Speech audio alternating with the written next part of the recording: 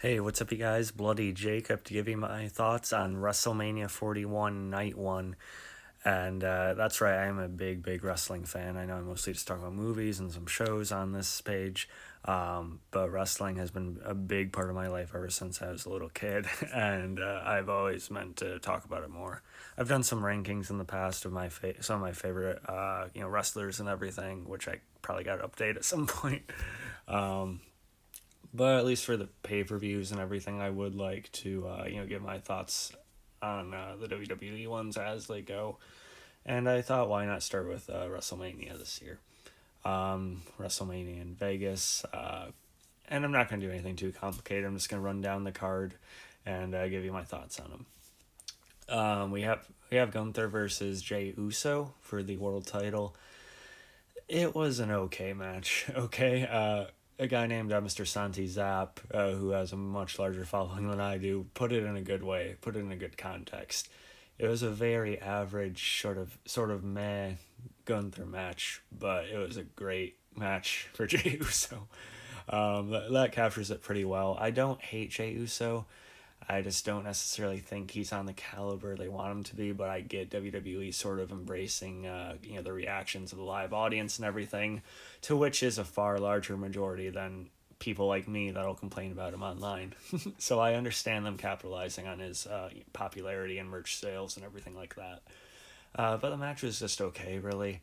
And then the finish, of course, with Jay hitting a few splashes and everything, then choking, putting Gunther in the chokehold, Gunther tapping after like 2 or 3 seconds.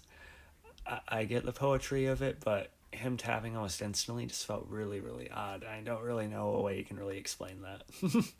Let alone a guy who never does submission anything. But that was what it was, I guess. I didn't think it was a very good match, though, unfortunately. Um, looking on, it's Ray Phoenix, who's just gotten into WWE, versus El Grande Americano, who definitely isn't Chad Gable or anything. Probably a better match than you would think, especially with Rey Mysterio getting injured not too long ago. The backwards 450 from Americano is probably the highlight of the match. Nothing too crazy. It is probably something you could have seen on SmackDown or a Raw. But this was meant for Ray, so they did what they could with him not being available. Not much more to say about the match, honestly. You have the Viking Raiders defending the tag titles against the New Day. And I said the last match was like a weekly show. This is definitely not WrestleMania worthy. Um, this feels like it's happened multiple times on weekly shows already, and even if it hasn't, um, it just does not feel like it's on the caliber of a pay per view, let alone WrestleMania 41. It was an okay, passable match. New Day winning, it's fine. New Day's never been that big of a thing for me. And their heel turn has just been kind of dull for me as well. I do like the Viking Raiders, but they never really seem to know what to do with them. Yeah, it was okay. um, Jade Cargill and Naomi. Probably Jade Cargill's best showing. You can tell there's still moments where she doesn't fully know what to do, and someone else has to kind of guide her through the match. Not that I think Naomi's like a top caliber like ring general or something like that, but Jade did land some pretty good power moves in this match, and like I said, it was probably her best showing, especially for being one of her, I think her first singles match in WWE, at least prominent one. Um, so not too bad. And then you have LA Knight defending the United States title against Jacob Fatu. And it's funny because I really think I would have preferred LA Knight being in Jey Uso's spot, actually. When he was so hot, about a year or so ago, he was about as over, if not more over, than Jey is right now. When he went after Roman and everything. But he seems to be in the mid card, still a chance. Hopefully he'll get a real chance at a world title and take it. But I would have been much more invested in a Gunther and LA Knight match, honestly. But instead, we see him kind of, there to, solidify, how intense we're supposed to buy into Jacob Fatu being. And I do like Jacob Fatu, just, it's okay. I just wish it wasn't off the back of LA Knight for this one. But it was a decent enough match. Not exactly glowing about any of WrestleMania so far, if you noticed. Thankfully, there is a saving grace we're getting to in a minute. But we also have to talk about Tiffany Stratton versus Charlotte Flair for the women's world title.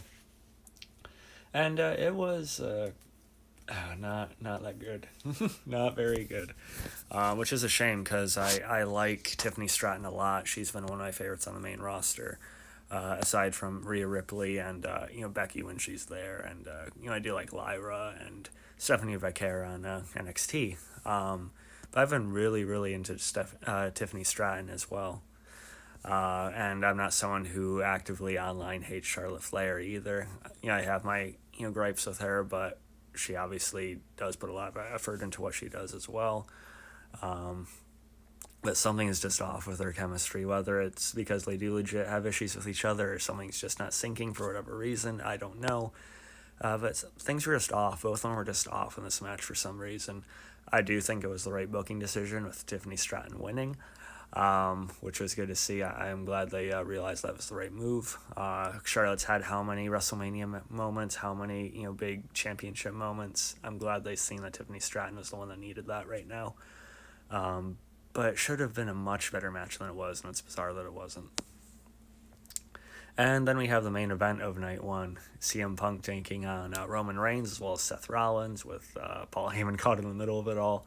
And this was definitely a saving grace of night one, and I still think from a wrestling perspective, the match of both nights. Very good from all ends. This is really what wrestling's supposed to be about. Genuinely good, in-ring work, but also some storytelling payoff with the Paul Heyman conflict too. I know some people were seeing the twist at the end coming with Heyman siding with Rollins because both Reigns and Punk have been somewhat selfish with him, but I really still like it nonetheless. I went in thinking Punk was going to win because it's his WrestleMania main event, right? And about halfway through though, I found myself actively rooting for Rollins. I really did, popping at his kickouts and everything like that. Seth Rollins has become, I think, one of the very best of this generation over the past few years, and even with some of the injuries he's dealt with, he's still just holy hell at the top of any level he'd want to be, really. So I'm glad he got the win here. It felt fresh. It felt intriguing, because Rollins isn't someone that needs someone like Paul Heyman, because Rollins is, fantastic on the mic, but it's a dynamic that's still pretty intriguing. But yeah, definitely a saving grace, and definitely made night one salvageable.